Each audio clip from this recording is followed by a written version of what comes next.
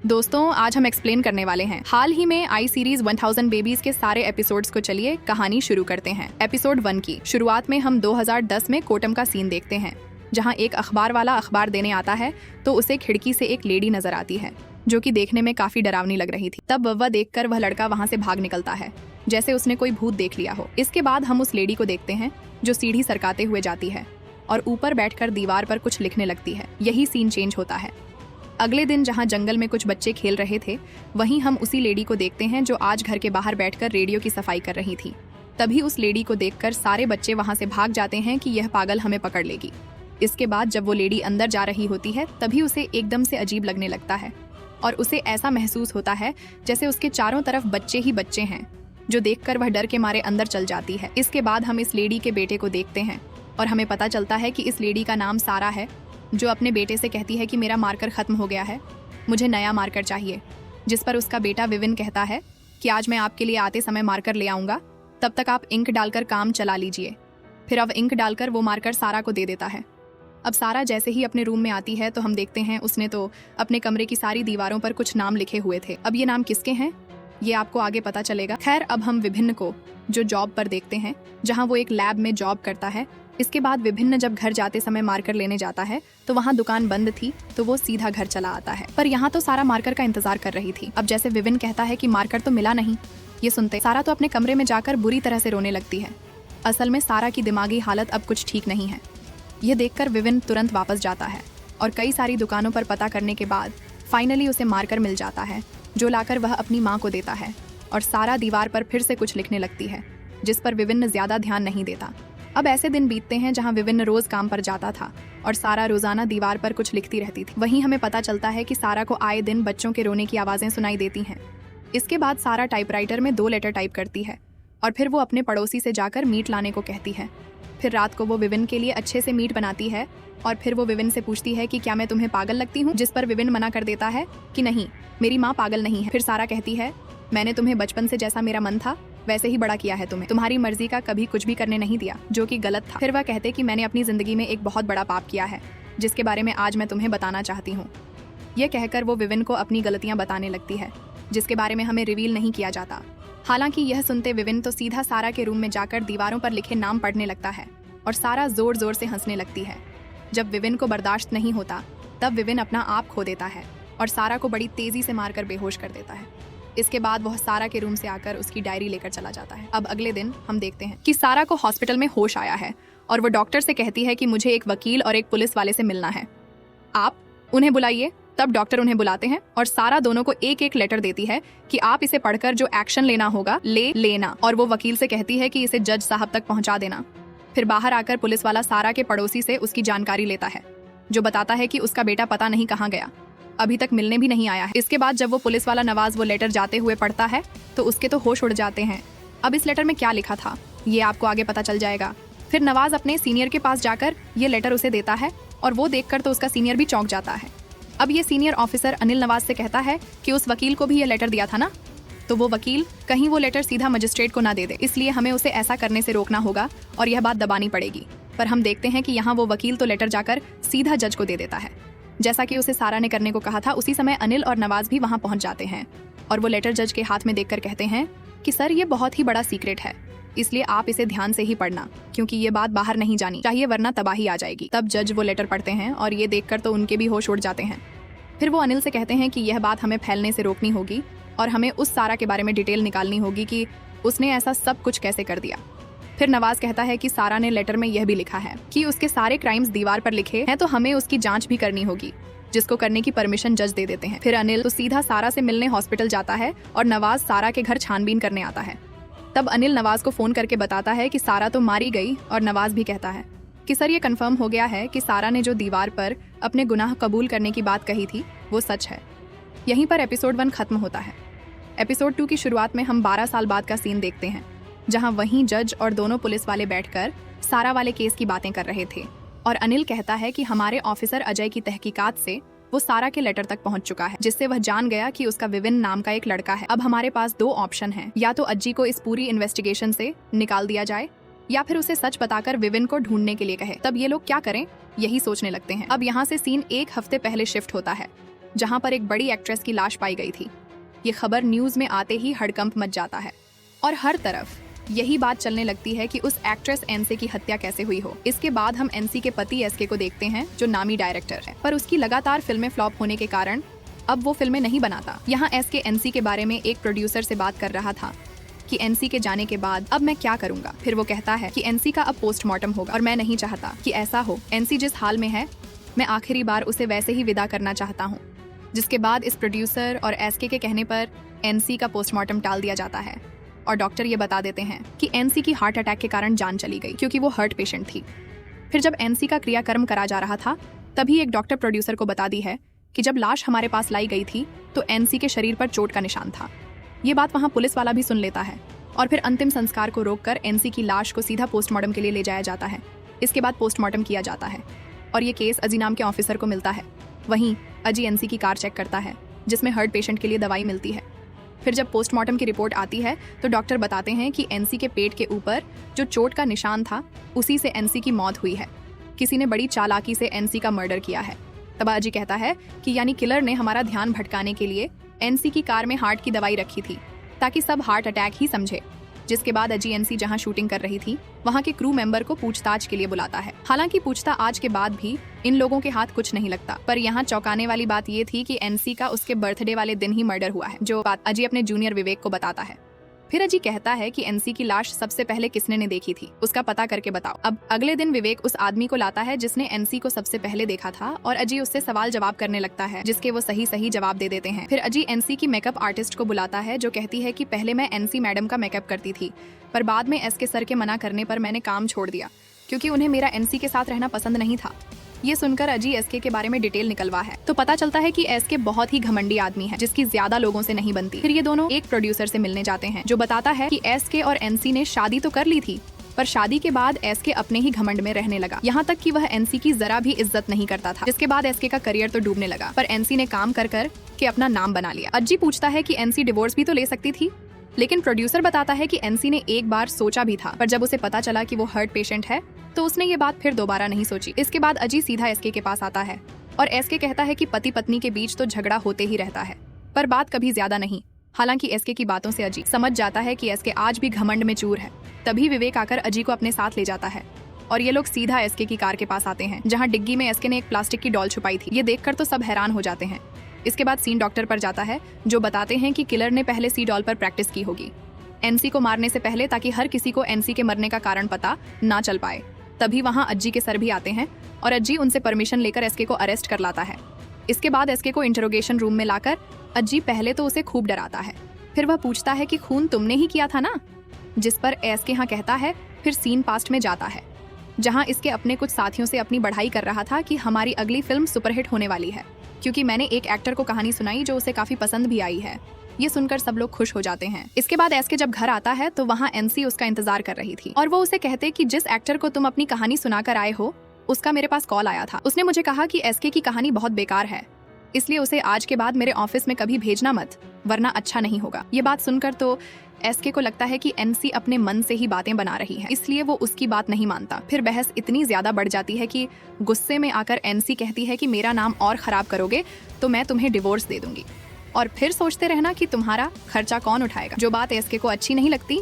अब प्रेजेंट में अजी एसके से पूछता है कि एनसी का कहीं बाहर अफेयर भी था क्या, जिस पर एसके कहता है हाँ, पर मैं उसे कभी पूछ नहीं पाया कि अगर वह हाँ कहती तो मैं कहाँ जाता। इसके बाद एसके आगे बताना शुरू करता है कि जब मेरी फिल्में लगातार फ्लॉप होने लगी तब मैं बार में जाता था ताकि लोगों की कहानी सुन सकूं, और फिर उन्हीं से मैं एक फिल्म बनाऊं जिससे मेरी फिल्म भी सुपरहिट हो जाए और एनसी की मेरे आगे जुबान ना चले। अब एक दिन जब एसके बार में बैठा था तब उसके पास एक आदमी आता है जो उसकी पुरानी फिल्मों की तारीफ करता है और कहता है कि मैं आपका फैन हूँ। फिर वह अपना नाम विवीन बताता है, साथ ही वह कहता है कि मैं आपको एक कहानी बताना चाहता हूँ। जिसके बाद विवीन ने एसके को अपनी कहानी बताना शुरू कर, और एसके कहता कि वह कहानी बिल्कुल मेरी कहानी से इंस्पायर्ड थी, जिसमें नकारे पति से तंग आकर पत्नी कहीं बाहर चक्कर चला रही थी और फिर पति ने अपनी पत्नी को बड़ी प्लानिंग के साथ मार डाला। फिर एसके कहता है कि यह सुनकर मैं भी कन्विंस हो गया कि मुझे भी एनसी को रास्ते से हटा देना चाहिए, और फिर एक दिन विवीन मेरे लिए वो डॉल लेकर आ गया कि इस पर प्रैक्टिस करो अगर एनसी को रास्ते से हटाना है तो। जिसके बाद मैं लगातार उसी डॉल को मारकर प्रैक्टिस करने लगा। अब हम देखते कि एक दिन एनसी जब शूटिंग के दौरान अपनी कार में आती है तो मौका पाकर एसके उसे जान से मार डालता है और फिर वहां से निकल जाता है। यानी अब अज्जी ने यह केस सॉल्व कर दिया था। पर बाहर आकर अज्जी सोचने लगता है कि ये विवीन कौन है जिसने एसके को उकसाया है। हालांकि अब केस सॉल्व होने के बाद एसके को सजा हो जाती थी और अज्जी का नाम हर तरफ फेमस हो जाता है, जिसने इस केस को इतनी जल्दी सॉल्व कर दिया। फिर एक दिन जब अज्जी अपने ऑफिस में था, तब उसे एक लड़की मेडलिन मिलने आती है, जो उसे कहती है कि मेरे पास ये लेटर 1 हफ्ते पहले आया था और मुझे लगता है कि ये लेटर मुझे एक लड़के ने भेजा है और इस लेटर में उन्हीं का नाम है जिनका केस आज के न्यूज़पेपर में आया है, एनसी और एसके का, जिस पर अज्जी पूछता है कि वो कौन है लड़का। तो मेडलिन उसका नाम विवीन बताती है। वो कहती है कि विवीन मेरे साथ एक लैब में काम करता था। यह सुनकर तो अज्जी के होश उड़ जाते हैं कि यानी विवीन काफी पहले से ही ये मर्डर प्लान किए बैठा था। यहीं पर एपिसोड 2 खत्म होता है। एपिसोड 3 की शुरुआत में अज्जी आज फिर से मर्लिन से मिलने आता है और कहता है कि विवीन के साथ तो तुम 12 साल पहले काम करती थी ना, और तुम्हें 1 हफ्ते पहले लेटर आया, तो तुम ये कैसे कह सकती हो कि ये लेटर तुम्हें विवीन ने ही भेजा है। जिस पर मर्लिन एक और लेटर निकाल कर देती है कि यह लेटर 2014 में मेरे पास आया था और इस पर तो उसी लैब का नाम था जिसमें हम काम करते थे। इसमें हैंडराइटिंग भी सेम है। फिर वो कहते कि ऐसा ही एक लेटर मुझे 2017 में भी मिला था जिसमें विवीन की ही डिटेल थी, पर इन 12 सालों में मैं विवीन से एक बार भी नहीं मिली। बस मेरे पास ये लेटर आते थे, इसलिए जब मैंने उस केस के बारे में देखा तो आपको आकर बता दिया। फिर जी पूछता है कि ये विवीन कैसा आदमी था, तो मर्लिन कह दे कि वो तो बहुत ही इंट्रोवर्ट टाइप का आदमी था। आगे मर्लिन बता दे कि मैंने वो लैब अपनी शादी के 2 साल बाद ज्वाइन की थी और मेरा पति मुझे बहुत टॉर्चर करता था, जिससे अब मैंने डिवोर्स ले लिया है। खैर, वहीं अगर विवीन की बात करूं तो विवीन का हाल भी मेरे जैसा ही रहा। बचपन से ही वह अपने मन की चीजें कभी कर नहीं पाया। जैसा उसकी माँ कहती थी उसे वैसा ही करना पड़ता था। इसके बाद सीन पास्ट में जाता है, जहां विवीन के ज्यादा नंबर लाने पर उसके स्कूल वालों ने फंक्शन रखा था, पर वहां तो विवीन आता ही नहीं और एक टीचर आकर बताता है कि विवीन की माँ सारा ने उसे भेजने से ही मना कर दिया। उसने ने कहा कि नंबर ही तो ज्यादा लाया है, कौन सी बड़ी बात है। फिर हम विवीन और सारा को देखते हैं जो ऐसे ही घूमने फिरने निकले थे। इसके बाद हमें 2003 का सीन दिखाते हैं, जहां विवीन के ज्यादा मार्क्स लाने पर उसके स्कूल वाले विवीन को बड़े स्कूल में भेजने का सारा को ऑफर देते हैं, पर सारा उसके लिए भी मना कर देती है कि विवीन वही करेगा जो मैं चाहूंगी। तब यह बात विवीन को अच्छी नहीं लगती, क्योंकि विवीन बहुत ही ज्यादा इंटेलिजेंट लड़का था, पर वो अपनी माँ को कुछ कह नहीं पाता। खैर, प्रेजेंट में मर्लिन बताती है कि बाद में विवीन ने अपने गांव की लैब में नौकरी चालू कर दी। ऐसे में सिर्फ विवीन ही था जिसके में काफी क्लोज आ गई थी और हमने एक फोटो भी खींची थी। तब मलीन उसे वो फोटो दिखाती है। ये फोटो अज्जी अपने पास ले लेता है और फिर मलीन से कहता है कि आगे कभी ऐसा कोई लेटर मिले तो तुरंत बताना। फिर अज्जी सीधा एसके के पास आता है और उसे वो फोटो दिखाता है कि तुम्हारा वाला विवीन यही था क्या, लेकिन एसके मना कर देता है कि नहीं, ये वो नहीं था। इसके बाद अज्जी सारा का एड्रेस निकलवा कर उसके गांव जाता है कि शायद विवीन का कुछ पता चल जाए, पर वहाँ का पड़ोसी बताता है कि विवीन तो यहाँ से काफी साल पहले गायब हो गया था। फिर एक दिन उसका मेरे पास फोन आया कि मुझे घर बेचना है और मैंने यह घर खरीद लिया। फिर वो पड़ोसी बताता है कि उस रात सारा को मैं ही हॉस्पिटल ले गया था, जिसने 2 लेटर दिए थे, एक पुलिस वाले को और एक वकील को।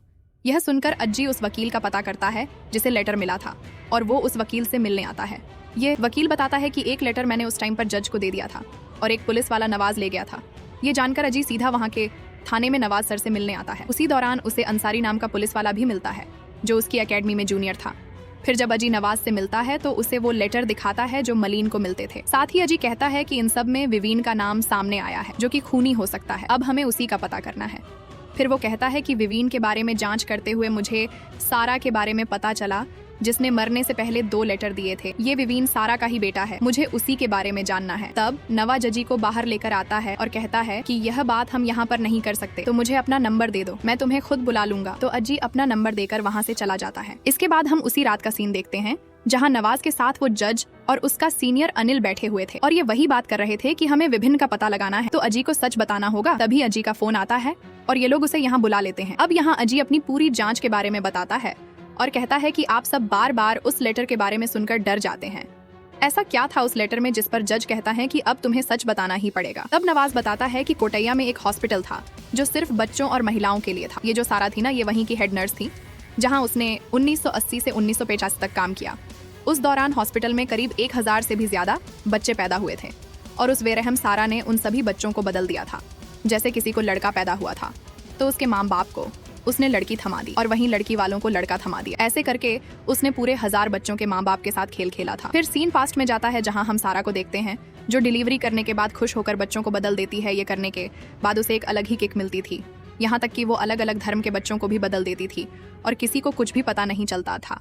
यह सुनकर तो अजी भी चौंक जाता है कि ये औरत इतनी निर्दय कैसे हो सकती है।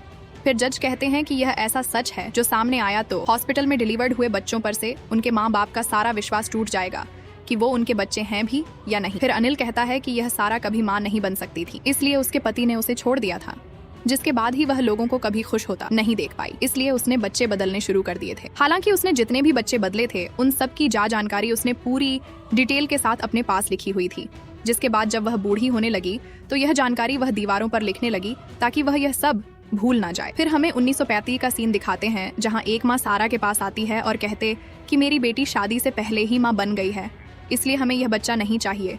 जो सुनकर सारा तो खुश हो जाती है कि अब मैं उसका बच्चा रख लूंगी। फिर वो जाकर पहले 2 औरतों की डिलीवरी कराती है और फिर जिस औरत को लड़का हुआ था उसका बच्चा अपने पास रख लेती है और उसे बता देती है कि तुम्हें लड़की हुई है, यानी विवीन को सारा ने धोखे से गोद ले लिया था। अब प्रेजेंट में ये तीनों लोग अज्जी से कहते हैं कि सारा के लेटर से ही हमें पता चला था कि विवीन को सारा के कांड के बारे में सब कुछ पता है, इसलिए हमने विवीन को ढूंढने की काफी कोशिश करी पर हम उसे ढूंढ नहीं पाए। तब अनिल कहता है कि अब तुम भी सच जान गए हो और हमें पता है कि विवीन भी सारे बच्चों के बारे में डिटेल में जानता है, इसलिए हमें विवीन को पकड़ना ही हो क्योंकि वो यह सच सबके सामने ला सकता है और जैसा तुमने बताया वो मर्डर भी करने लगा है, तो ये बहुत ही खतरनाक रूप ले सकता है। फिर अनिल कहता है कि मैं तुम्हारे लिए एक अलग यूनिट बनाता हूँ ताकि तुम विवीन के केस पर काम कर सको, हमें कैसे भी करके इस विवीन को पकड़ना है, पर तुम सारा वाला सीक्रेट अब किसी से शेयर नहीं कर सकते। फिर अजी कहता है कि विवीन को अरेस्ट करने के बाद आगे क्या करना होगा, तो ये तीनों ही कहते हैं कि उसे जान से मार देंगे ताकि ये राज यहीं हमेशा के लिए डूब जाए, जो सुनकर अजी भी चौंक जाता है।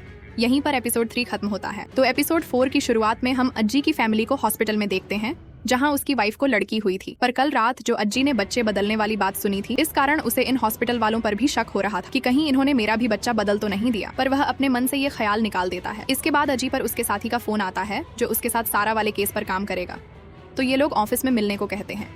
अब इसके बाद हम नया ऑफिस देखते हैं जहाँ सारा का केस सॉल्व किया जाएगा और यहाँ विनोद नाम का ऑफिसर सबको काम बता रहा होता है जो अज्जी का जूनियर था। फिर यहाँ अज्जी आता है जो अंसारी और विनोद से कहता है कि तुम दोनों ही इस केस के बारे में सब जान गए हो, लेकिन अब ये बात बाहर नहीं जानी चाहिए, हम तीनों को ही मिलकर ये केस सॉल्व करना होगा। हमारा टारगेट है विवीन जिसने मर्लिन को लेटर भेजे हैं और फिलहाल के लिए यही एविडेंस है। तब विनोद बताता है कि ये जितने भी लेटर मर्लिन को मिले हैं इनमें एक चीज कॉमन है कि लेटर में जिस इंसान का भी नाम है उसके जन्मदिन से 1 हफ्ते पहले ये लेटर मर्लिन को मिला था। फिर जी उस डायरी से डाटा निकलवा है जिसमें सारा ने बच्चों के नाम लिखे थे कि कौन किसका बच्चा है और उससे इन्हें पता चलता है कि विवीन इनके असली माँ बाप कौन है। तब ये सीधा उन्हीं का एड्रेस पता करके ने चले जाते हैं। असल में विवीन के असली पिता एक कॉलेज में प्रोफेसर थे, तो ये अज्जी और अंसारी उनसे कहकर मिलते हैं कि हम आपके कॉलेज के स्टूडेंट थे और फिर वो बातों बातों में उनकी बेटी के बारे में पूछते हैं क्योंकि सारा ने विवीन से बदलकर उन्हें लड़की दे दी थी और ये लोग तो आज भी यही समझते हैं कि इन्हें बेटी हुई थी। खैर अब यहाँ बातों बातों में प्रोफेसर बताता है कि रेणुका तो कुछ साल पहले ही मर गई। एक शाम वो अपने जन्मदिन मनाने गई थी जिसके बाद उसके दिल में दर्द हुआ और वह चल बसी। अब यह सुनकर दोनों बाहर आते हैं और अज्जी कहता है कि मलिन पर 2014 में पहला लेटर आया था जिसके 1 हफ्ते बाद रेणुका का जन्मदिन पड़ा और वह मारी गई। यह कोई इत्तेफाक की बात नहीं है, जरूर इसमें भी विवीन का ही हाथ है। फिर अज्जी कहता है कि ये केस उस समय पुलिस वालों ने हैंडल किया था, तो हमें ये पता लगाना होगा कि उस समय पुलिस वाला कौन था। अब ये थाने में आकर जानकारी निकालते हैं तो पता चलता है कि रेणुका की अटैक नहीं बल्कि ड्रग ओवरडोज के कारण मौत हुई थी। ये जानकर तो इनके होश उड़ जाते हैं और फिर ये दोनों उस टाइम ये केस जिस ऑफिसर ने हैंडल किया था उसका एड्रेस लेकर चले जाते हैं। फिर जब यह उस पुलिस वाले के एड्रेस पर आते हैं तो वह बताती है कि मैंने ही रेणुका का केस संभाला था और हमने यह बात फैलाई थी कि रेणुका अटैक के कारण मारी गई क्योंकि उसके पिताजी एक रेपुटेड प्रोफेसर थे। ऐसे में अगर यह बात बाहर आती कि उनकी बेटी खुद ड्रग्स के कारण मारी गई तो ये अच्छा नहीं होता। तब अजी कहता है कि मैम उस टाइम पर रेणुका के दोस्त भी तो मौजूद होंगे ना बर्थडे पार्टी में, तो मुझे उनसे मिलना है। तब ये ऑफिसर अपने जूनियर से कहकर अज्जी को रेणुका के दोस्तों की इन्फॉर्मेशन दिलवा देती है। अब अगले दिन हम अज्जी को रेणुका के कलीग्स के साथ देखते हैं जहाँ अज्जी उन्हें बड़े प्यार से समझाता है कि आप बस सच बताइए, हम किसी को कुछ भी नहीं कहेंगे कि रेणुका कैसी लड़की थी। तब उसकी फ्रेंड बताती है कि वो थोड़ा एटीट्यूड में रहती थी और जब हम अच्छे दोस्त बने तो उसके घर गए थे तब पता चला कि वो तो अपने माँ बाप से बहुत ही बुरी तरह से बात करती थी। उसका ऐसा रवैया हमें बहुत बुरा लगता था पर हम उसे कुछ कह नहीं पाए। फिर अज्जी पूछता है कि आप लोगों ने कभी इस आदमी को देखा है क्या, जिस पर एक लड़का बताता है कि यह तो हर्षण है, ये हमारे ऑफिस में ही काम करता था जहाँ इसकी दोस्ती धीरे धीरे रेणुका से हो गई थी।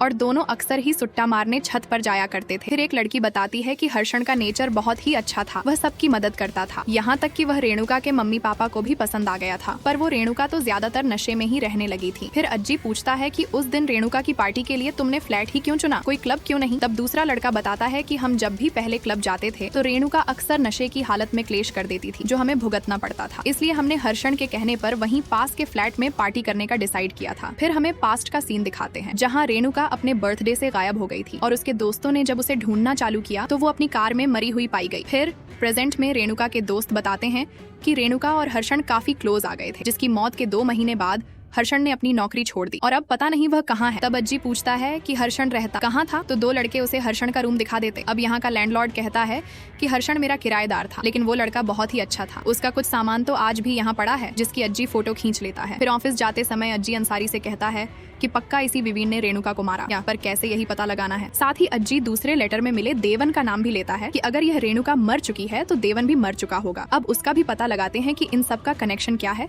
और यह विवीन किलर क्यों बन गए। यहीं पर एपिसोड 4 खत्म होता है। एपिसोड 5 की शुरुआत में अज्जी देवन की सारी इन्फॉर्मेशन पता करके अपने साथियों को बताता है कि देवन एक टाइम पर अपने गांव में पावरफुल नेता बनता जा रहा था और वह साल के इलेक्शन में खड़ा होता तो पक्का जीतता। लेकिन जब मर्लिन को विवीन का दूसरा लेटर मिला तो उसके ठीक 1 हफ्ते बाद देवन ने अपने जन्मदिन पर अपनी जान दे दी, यानी इसमें भी विवीन का ही हाथ है। फिर अज्जी सारा की दीवार वाली इन्फॉर्मेशन को देखकर बताता है कि देवन को भी सारा ने ही बदला था और देवन के पिता का असली बेटा सुनीर था। पर यह समझ नहीं आया कि 1000 बच्चों में से विवीन ने देवन को ही क्यों मारा। इसके बाद हम एक लड़के को देखते हैं जिसके पिता मीट की दुकान चलाते हैं और यह लड़का कोई और नहीं बल्कि सुनीर था, जिसे सारा ने देवन से बदल दिया था। अब यहाँ सुनीर की बातों से हमें पता चलता है कि वह अपने पिता से बहुत डरता है, जो उसे बात बात पर गालियां सुनाते रहते हैं, पर वो उन्हें कुछ कह नहीं पाता। इसके बाद वहाँ सुनीर से मिलने अज्जी आता है और वो उसे विवीन की फोटो दिखाकर पूछता है कि क्या तुम इसे जानते हो, जो देखकर सुनीर कहता है कि यह तो नायसम है मेरा दोस्त, और वह अज्जी को नायसम की उसके साथ एक फोटो दिखाता है। अब यहाँ से कहानी पास्ट में जाती है जहाँ आज विवीन नायसम बनकर सुनीर से मीट खरीदने आता है और फिर धीरे धीरे उससे दोस्ती बढ़ा लेता है। ऐसे ही रोजाना मिलने से नायसम की दोस्ती उससे गहरी हो जाती है। फिर एक दिन नायसम सुनीर से कहता है कि जब तेरे पापा तुझे इतना परेशान करते हैं तो तू कुछ करता क्यों नहीं, जिस पर सुनीर कहता है कि मैं उनका गुस्सा सिर्फ इसलिए सहन करता हूँ ताकि वह घर जाकर मेरी माँ पर ना चिल्लाए। फिर नायसम सुनीर से कहता है कि मेरे पास 3 लाख रुपए कैश पड़े हैं, वो मैं तुम्हें रखने के लिए देता हूँ, मैं कल ही शहर जा रहा हूँ, इसलिए फिर जब मैं कभी लौटूंगा तो तुम मुझे दे देना। वैसे मुझे अब इन पैसों की ज्यादा जरूरत नहीं है, जिस पर सुनीर मान जाता है और अगले दिन ही आकर नायसम उसे पैसे दे देता है और फिर वो वहाँ से निकलते समय पूरी फैमिली की फोटो लेकर वहाँ से चला जाता है। इसके बाद हम ऑफिस में अज्जी को देखते हैं जो कहता है कि अब हमें देवन के बारे में पता करना है। फिर अगले दिन अज्जी अंसारी के साथ देवन के गुरु से मिलने जाता है जो उसे पॉलिटिक्स में लाए थे। वो बताते हैं कि देवन तो मुझसे भी अच्छा भाषण देता था, अगर कोई उसका भाषण सुन ले तो उसमें जोश आ जाता था। फिर वो बताते हैं कि उसकी एक वीडियो काफी वायरल हो गई थी जिसके बाद उसकी आत्महत्या की खबर आई, पर देवन जिस पार्टी से खड़ा हो रहा था उन्होंने मामला दबा दिया ताकि पार्टी का नाम खराब ना हो। फिर वो अज्जी को जाते जाते कल क्लेश नाम के आदमी के बारे में बताते हैं कि देवन का सबसे करीबी था। अब यहाँ से अज्जी सीधा क्लेश का पता करके उसके पास आता है और देवन के बारे में पूछने लगता है, जिस पर क्लेश डर के मारे बताता है और सीन पास्ट में जाता है जहां आज देवन आने वाले इलेक्शन के लिए भाषण दे रहा था और वह कहता कि हमें बीफ मांस मच्छी खाने वालों से दूर रहना चाहिए। इसके बाद हम देवन और क्लेश को बात करता हुआ देखते हैं जहां क्लेश कह रहा था कि एक मौलवी ने अपनी बीवी और बच्चे को घर से निकाल दिया, इसलिए वो हमारे धर्म में आना चाहते हैं, जिस पर देवन कहता है कि अच्छी बात है, इससे तो मेरा नाम और फेमस हो जाएगा। यानी देवन जीतने के लिए कुछ भी करने को तैयार था। फिर देवन उस आदमी को मिलने बुलाता है और हमें पता चलता है कि यह कोई और नहीं बल्कि नायसम है, जो आकर कहता है कि अब मेरे परिवार को आपके धर्म में आना है और वो सुनीर की फैमिली फोटो दिखाकर कहता है कि यही मेरा परिवार है, जिस पर देवन उसे अपने साथ ही रख लेता है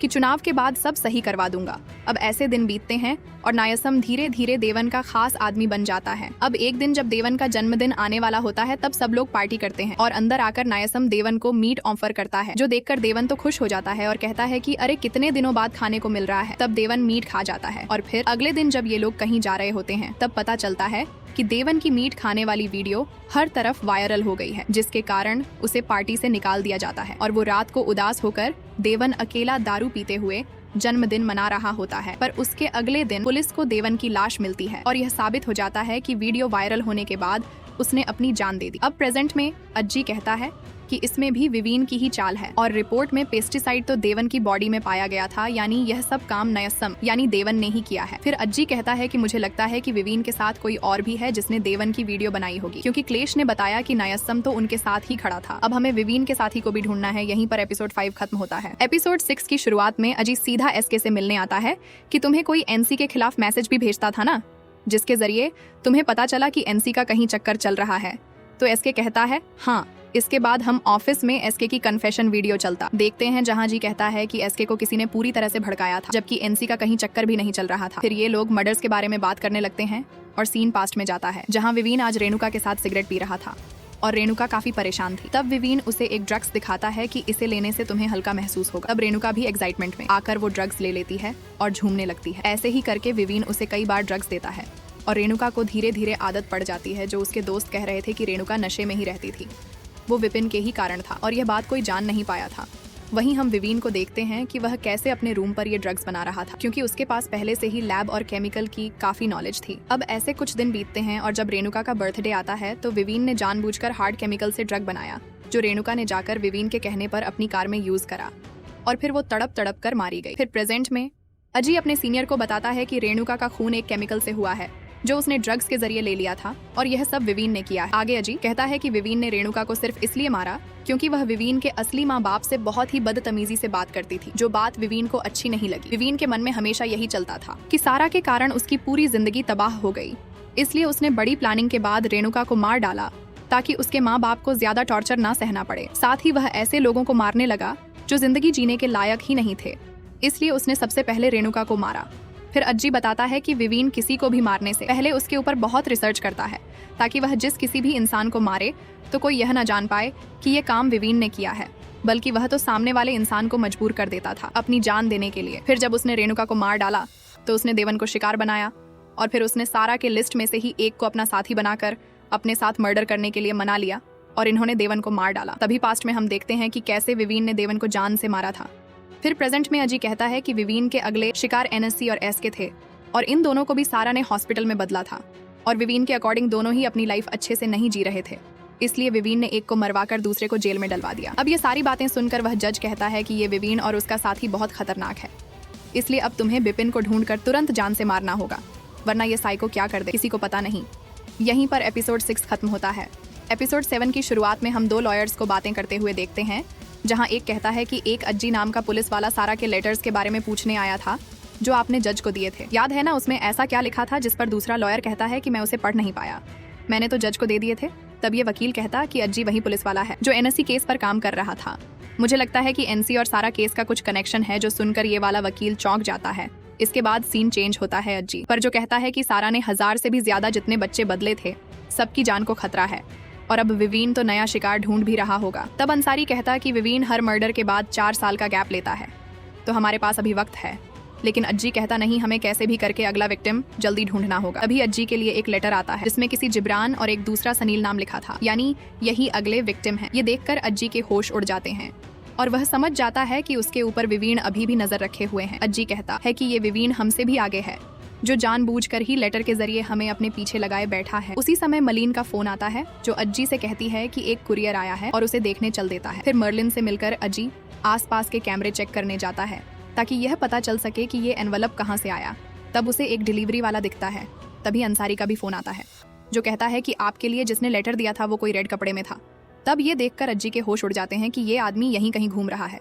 इसके बाद अज्जी अनिल से मिलता है और कहता है कि आज से ठीक 1 हफ्ते बाद जिब्रान या सनील में से कोई एक मरने वाला है, इसलिए हमें इन्हें ढूंढना होगा ताकि हम भी इनको पकड़ सकें। फिर सनील का एड्रेस निकलवाकर जी सीधा उसके घर पहुंच जाता है और पूछता है कि सनील कहाँ है, जिस पर उसके पापा बताते हैं कि हमारे गांव में बाढ़ आई थी और सनील के ऊपर छत गिर गई जिसमें वह मारा गया। यह सुनकर अज्जी चौंक जाता है कि सनील का नाम हमें विवीन ने क्यों भेजा, यानी अब विवीन का अगला शिकार जिब्रान है, जिसके बारे में अज्जी पता लगाने लगता है। फिर जिब्रान के पिता का एड्रेस निकलवाकर वो उनके पास आता है और जिब्रान के बारे में पूछता है, जिस पर वह बता दे कि मेरा कोई बेटा नहीं है, वो तो एक खूनी है जो सिर्फ नशे में धुत रहता था और एक नंबर का सनकी था। आगे वो बताता कि एक दिन जिब्रान उठा और सीन पास्ट में जाता है जहां जिब्रान के फोन का बैलेंस खत्म था, इसलिए वह अपनी माँ का फोन मांगने आता है और जब उसकी माँ ने फोन देने से मना कर दिया तो गुस्से में आकर उसने अपनी माँ को ही बड़ी बहरे में से मार डाला।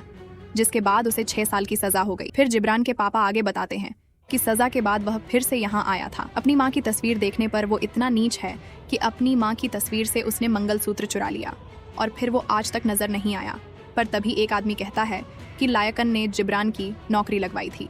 ये सुनकर जी सीधा लाइका के पास आता है और उससे जिब्रान के बारे में पूछता है, तो ये आदमी इन्हें उस दुकान का पता दे देता है जहां उसने जिब्रान को काम पर लगवाया था। अब यहाँ से ये लोग सीधा उसी दुकान पर आते हैं जो शहर से काफी दूर थी और वहाँ दुकान के पास वाला आदमी जिब्रान के बारे में बताता है कि वह कहाँ रहता है। तब ये लोग उसी एड्रेस पर जाते हैं तो वो आदमी कहता है कि वह तो काफी टाइम पहले यहाँ से चला गया, पर उसके नाम से एक नोटिस आया था जो वो अज्जी को दे देते हैं। इसमें एक नंबर लिखा था। तब अंसारी उस नंबर पर कॉल लगाता है लेकिन वो लगता नहीं, तो अज्जी कहता कि ये नंबर साइबर सेल वालों को भेज दो, पता तो चले कि आखिर नंबर कहाँ एक्टिव हुआ था। इसके बाद ये लोग बैठकर चाय पी रहे होते हैं। तभी विनोद पर साइबर सेल का मैसेज जाता है जो इन्हें उस फोन की लोकेशन बता देते हैं। तब ये लोग सीधा वहां जाने लगते हैं। फिर जैसे ही दोबारा नंबर ट्राई करते हैं तो इस बार कोई फोन उठा लेता है और वो एड्रेस बता देता है कि आप ये फोन यहाँ से ले जाओ। अब जैसे ही ये लोग वहाँ पहुँचते हैं तो ये ढाबे का मालिक निकलता है जो बताता है कि एक आदमी रोज हमारे यहाँ खाना खाने आता था, पर एक दिन उस पर पैसे नहीं थे तो उसने ये फोन यहाँ गिरवी रख दिया और फिर कभी लेने नहीं आया। फिर जैसे ही मैंने फोन ऑन किया तो आपका फोन आ गया, इसलिए मैंने आपको बुला लिया। तब अज्जी उसे जिब्रान की फोटो दिखाता है तो मालिक कहता है कि मुझे चेहरे याद नहीं रहते और वह अपने चेले से कहता है कि इन्हें बता, क्या यह वही आदमी है? जिस पर वो लड़का कहता है कि यह तो जीबुर भैया हैं, मैं जानता हूँ इन्हें कि ये कहाँ रहते हैं। तब ये लोग उसे साथ में चलकर जिब्रान का पता बताने के लिए कहते हैं। अब यहाँ से ये लोग सीधा एक जगह पर आते हैं जहाँ एक कमरा था और लड़का कहता है कि वो यहीं रहते हैं। तो विनोद और अज्जी तो सीधा जिब्रान को पकड़ने चल देते हैं। वहीं विनोद के कहने पर अंसारी उस लड़के को वापस छोड़ने जाता है। अब यहाँ यह दोनों अंदर जाते उससे पहले कोई बाहर निकलता है और यह कोई और नहीं बल्कि विवीन था जो इन्हें देखकर हंसता है कि आखिर तुम आ ही गए। इसके बाद सीन पास्ट में जाता है जहां सारा ने विवीन को बता दिया था कि कैसे उसने विवीन को उसके असली माँ बाप से अलग किया और अपनी कठपुतली बनाकर रखा। यह देखकर विवीन से राह नहीं जाता और वह सारा को मारकर भाग जाता है। साथ ही वो अपने साथ सारा की डायरी भी ले गया था जिसमें सारा ने सारे बच्चों की डिटेल लिखी थी। फिर विवीन कहता है कि मैंने ही उन सबको मारा है। तो अज्जी पूछता है कि वो जिब्रान कहाँ है, जिस पर विनोद अंदर जाकर चेक करने लगता है पर वहाँ कोई होता नहीं। तब विवीन कहता है कि जिब्रान तो पिछले साल ही अपने बर्थडे पर जलकर मारा गया। फिर विवीन कहता है कि अब मुझे भी मार दो ना, पर मेरे मरने के बाद भी यह मौत का सिलसिला खत्म नहीं होगा क्योंकि मैंने और लोग तैयार कर लिए हैं। तब अज्जी तो उसे अरेस्ट करने लगता है कि अब तू जेल में मुझे सब कुछ डिटेल में बताएगा, लेकिन तभी वहाँ विनोद बंदूक निकालकर सीधा विवीन को शूट कर देता है और अज्जी देखता रह जाता है। फिर वो विनोद से कहता है कि ये तुमने गलत किया, इसके जरिए हम इसके और भी साथियों तक पहुंच सकते थे। जिस पर विनोद कहता है कि मुझे जैसा ऊपर से आर्डर मिला था मैंने तो वही किया है। और अज्जी बेचारा सोच में पड़ जाता है कि अब खूनी कौन होगा, कैसे पता चलेगा। वहीं हम अंसारी को देखते जो लड़के वापस छोड़ने जा रहा था, लेकिन तभी उसे किसी का मैसेज आता है और वो कार साइड में ले जाकर बंदूक लोड करने लगता है। फिर हम एक डायरी का सीन दिखाते हैं जिसमें 1985 लिखा था और यहीं पर ये सीरीज खत्म होती है। यानी दोस्तों अब इसके अगले सीजन में हमें देखने को मिलेगा कि कैसे अज्जी अगले किलर को पकड़ता है, जो कि देखने में मजा आएगा। आपको ये सीरीज कैसी लगी हमें कमेंट में जरूर बताइएगा।